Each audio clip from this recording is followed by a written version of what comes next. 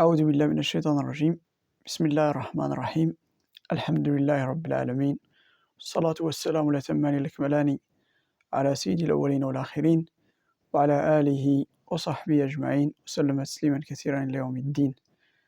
أما بعد، فالسلام عليكم ورحمة الله تعالى وبركاته. تمالي ستما هي غادي أور مقارنة إن شاء الله اللي غنسول فيها الفائدة اللي تتعلق باللغة العربية.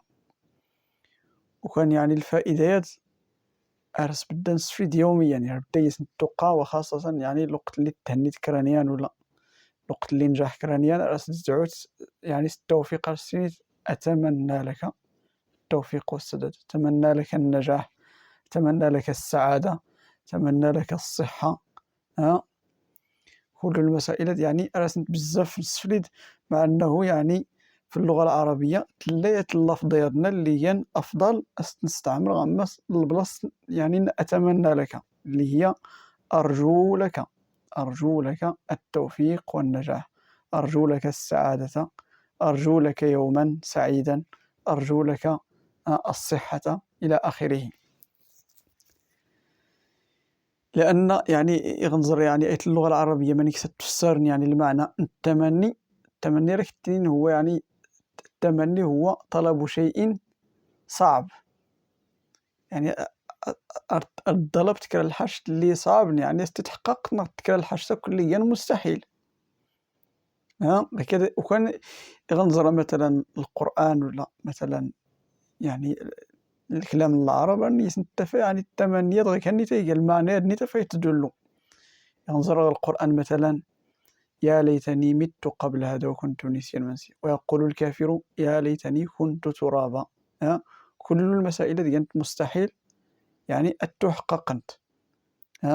أرتدل انت لأن ليس حرف وضع للتمني في اللغة العربية، وضع للتمني، يدل على التمني. كما قال صاحب الأجرومية: وليت للتمني ولعل للترجي.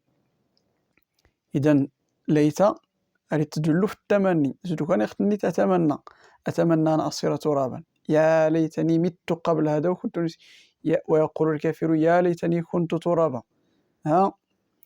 إذن كل المسائل يا ليت لنا مثل ما أوتي قارون، لأن اختين اللي زوان مستحيل تحقق انت. خطت تلقى ممكن تحقق، ولكن تلقى صعيبة. يا ليت لنا مثل ما أوتي قارون إنه لذو حظ عظيم. بخلاف الترجي، ولعل للترجي، الترجي وضع له حرف لعل، كما قال صاحب الأجرومي: وليت للتمني ولعل للترجي والتوقع، لعل الله يحدث بعد ذلك أمرا. ممكن، بل يقرب. يا أيها الذين آمنوا كتب عليكم الصيام كما كتب على الذين من قبلكم لعلكم تتقون أياما معدودات. جلسنا البصيري رحمه الله: لعل رحمة ربي حين يقسمها تأتي على حسب العصيان في القسم.